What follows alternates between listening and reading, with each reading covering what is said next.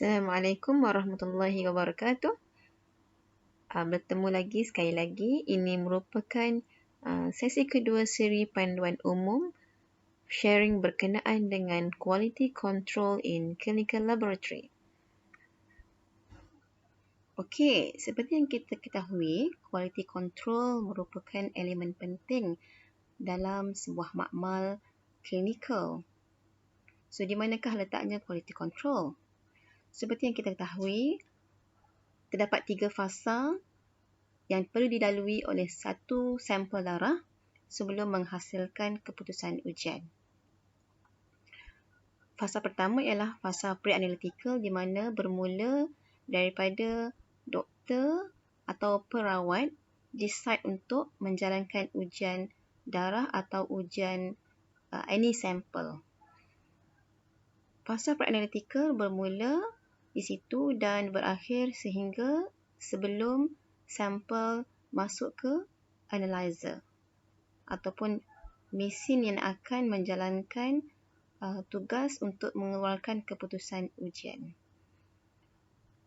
So, apabila sampel masuk ke dalam analyzer, bermulalah fasa analytical di mana pentingnya quality control untuk memastikan fasa analytical berjalan dengan lancar dan quality control berfungsi juga untuk memastikan keputusan ujian yang dikeluarkan oleh analyzer adalah tepat dan jitu. Kemudian diikuti dengan fasa post-analytical di mana keputusan ujian yang dihasilkan oleh analyzer dihantar kepada klien ataupun kepada perawat. So, quality control di makmal, kita ada 2 jenis iaitu kawalan mutu dalaman dan kawalan mutu luaran. Basically, kawalan mutu dalaman ialah di mana kita memantau kualiti secara dalaman. Whereas, untuk kita tidak berasa seronok sendiri, kita juga mesti enroll ourselves ke dalam external quality control. Untuk sesi seterusnya, saya akan terangkan apakah external quality control. So, in this session, fokusnya ialah untuk menerangkan tentang internal quality control iaitu kawalan mutu dalaman.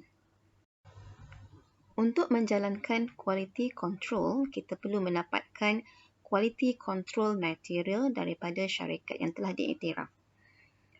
Contoh yang saya berikan di sini ialah kita telah mendapatkan 3 level of quality control material daripada Bio-Rad.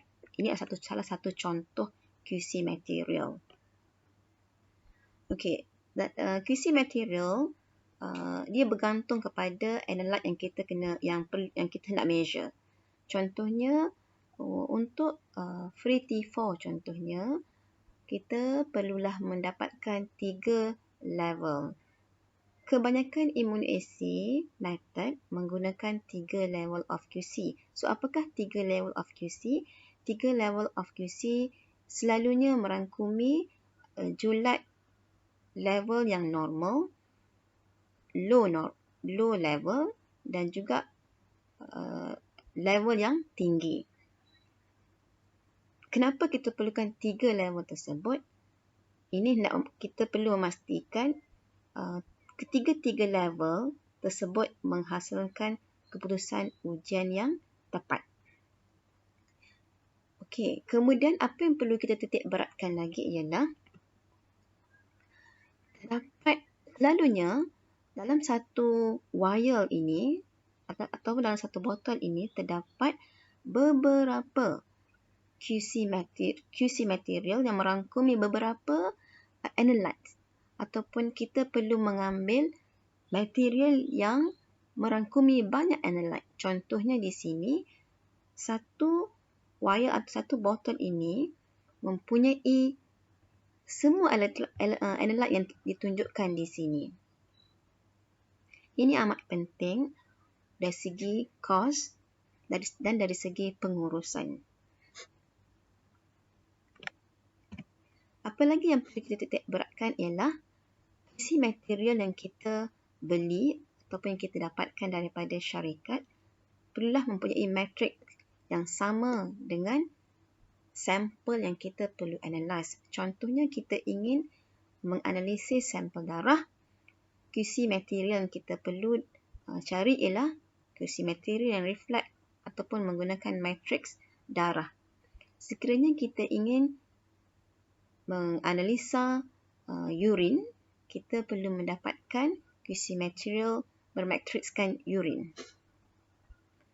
Dan QC material ini kita perlu dapatkan lotnya mempunyai shelf life yang sangat lama supaya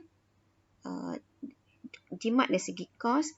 Kerana apa? Kerana bila kita mendapatkan satu lot QC material, kita perlu mengestablishkan, mewujudkan nilai min kita sendiri di lab. QC material datangkan dengan nilai min tersendiri. Tetapi kita perlu memverify ataupun mewujudkan sendiri min. Okey. QC material didatangkan dengan beberapa lot. So, lot to lot variability perlulah dipastikan tidak besar, ataupun wire to wire variability. Satu lot mungkin mempunyai beberapa tube atau beberapa wire. So, wire to wire variability sepatutnya sedikit ataupun sepatutnya kurang ataupun sepatutnya tidak berlaku. Okey. Acid versus unacid control material. Okay. Antara faktor yang perlu kita consider lagi ialah sama ada QC material tersebut didatangkan dengan nilai ataupun kita sendiri yang perlu wujudkan nilai tersebut tanpa membuat perbandingan nilai yang sedia ada. So, pentingnya kita melihat faktor ini kerana sekiranya QC material tersebut telah mempunyai nilai, ini amat berguna untuk kita membandingkan nilai yang kita dapat, min yang kita dapat dengan nilai yang diberikan oleh manufacturer ataupun syarikat. Okay, berapa level yang kita perlukan depends kepada lab yang kita hendak measure. Kebanyakan QC material datang dalam bentuk serbuk. So, pre-treatment step ataupun sebelum kita analisa QC material, mungkin terdapat beberapa step yang kita perlu lakukan. Contohnya, kita perlu membuat dilution. So, ini adalah faktor-faktor yang perlu kita consider sebelum mendapatkan QC material daripada syarikat. Okey, setelah mendapatkan QC material, apa yang kita perlu buat ialah kita perlu establish our own min. So, macam mana nak mewujudkan min kita sendiri? Kita perlulah mempunyai beberapa data atau sekurang-kurangnya 20 data. So, macam mana kita membuat 20 data tersebut? Macam mana kita menghasilkan 20 data tersebut ialah dengan menganalisa QC material yang kita ada tadi setiap hari. Aimnya ialah untuk mewujudkan beberapa data pada masa yang berlainan, merangkumi faktor-faktor yang perlu kita sebut, iaitu faktor dari segi suasana kerja, environment, suhu dan sebagainya. Apa yang saya nak maksudkan di sini ialah sekiranya kita menjalankan ujian daripada pukul 8 hingga pukul 5 petang, 8 pagi hingga 5 petang, mungkin kita boleh menjalankan QC material, menganalisa QC sebelah pagi, sebelah tengah hari atau petang. Ini penting untuk merangkumi beberapa waktu yang berlainan. Apapun, ia bergantung kepada kaedah yang dilakukan oleh sesebuah lab, sesebuah makmal. Apa yang penting di sini ialah kita hendak mewujudkan nilai min, nilai SD dan nilai CV. Data-data yang diperoleh dikumpulkan dan ada pengiraan khusus bagaimana kita mewujudkan nilai min, nilai SD dan nilai CV. Berapa kerap QC material dianalisa setiap hari bergantung kepada performance sebuah lab. Sekiranya performance itu adalah sangat baik, kemungkinan besar hanya satu QC material sahaja perlu dijalankan dianalisa setiap hari. Saya berikan contoh QC material yang telah dianalisa untuk Free T4. Merangkumi level 1, level 2 dan level 3. Setelah menganalisa 20 data, min untuk level 1 ialah 10 pikomol per liter, min untuk level 2 ialah 31 pikomol per liter dan min untuk level 3 ialah 63 pikomol per liter. Lihat pula reference range ataupun reference interval yang establish di makmal endocrine HUSM.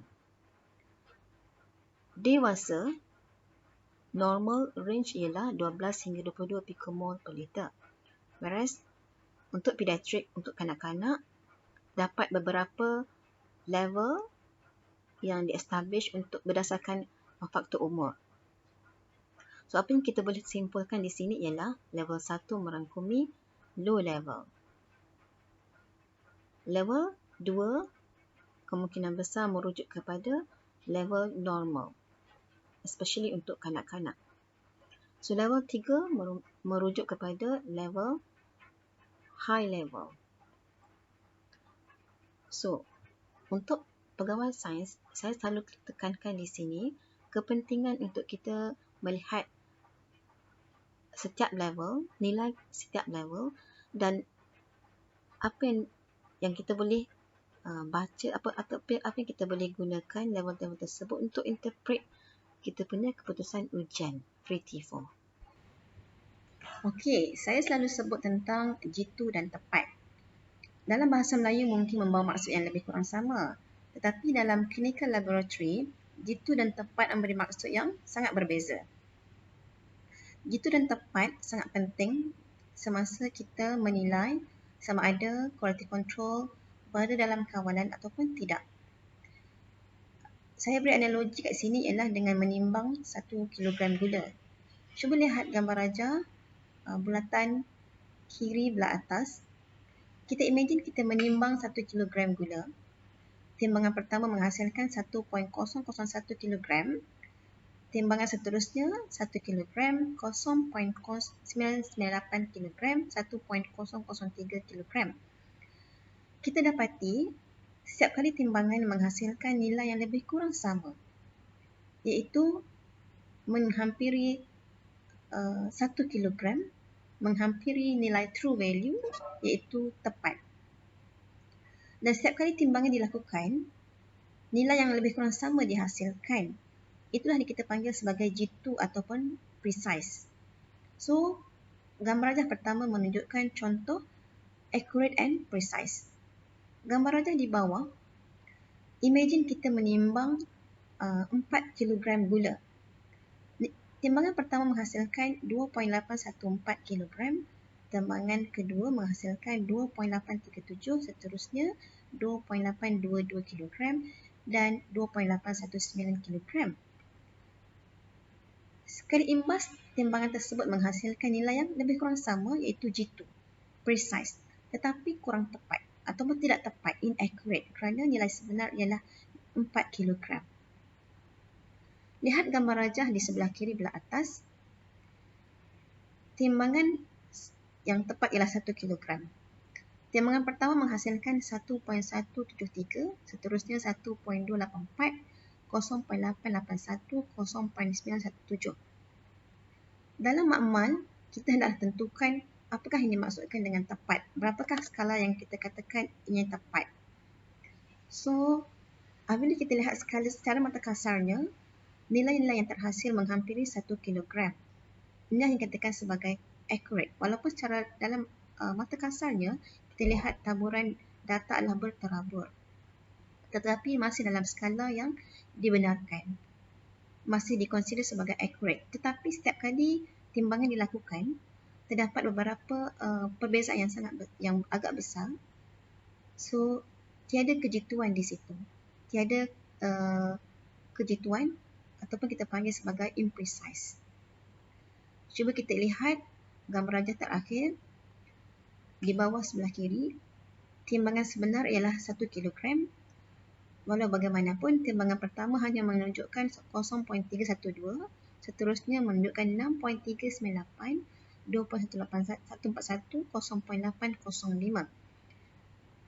Ini memberi contoh gambaran bahawa timbangan yang dilakukan menunjukkan nilai yang tidak tepat, menjauhi nilai 1 kilogram, dan juga setiap kali timbangan dijalankan, nilai yang sangat berbeza dihasilkan iaitu imprecise. So last gambar rajah menunjukkan contoh inaccurate dan imprecise, tidak jitu dan tidak tepat. Sekiranya data-data QC diterjemahkan dalam bentuk graf ataupun kita namakan dia sebagai algae chart, ini yang kita akan lihat. Apa yang kita nampak setiap hari, hijau menunjukkan min yang kita dapat setelah kita mendapat 20 data. Setelah kita plot QC data setiap hari, apa yang kita boleh lihat pada hari keempat dan kelima terdapat seolah-olah macam outliers, jauh daripada true value. Kita anggap min ialah our own true value sekarang. So kita lihat terdapat nilai yang jauh daripada min pada hari keempat dan kelima. Sesuatu mesti dilakukan di sini untuk mengawal our result, our QC result. So apa yang kita lihat seterusnya, QC nampak jauh daripada true value, daripada min, tetapi masih dalam julat yang dibenarkan. So apa yang kita akan belajar seterusnya, apakah julat, macam mana hendak membentuk julat yang dibenarkan. Untuk sesi akan datang, saya akan terangkan dengan lebih detail. Sekian sahaja untuk kali ini. InsyaAllah kita akan jumpa lagi untuk next session. Assalamualaikum.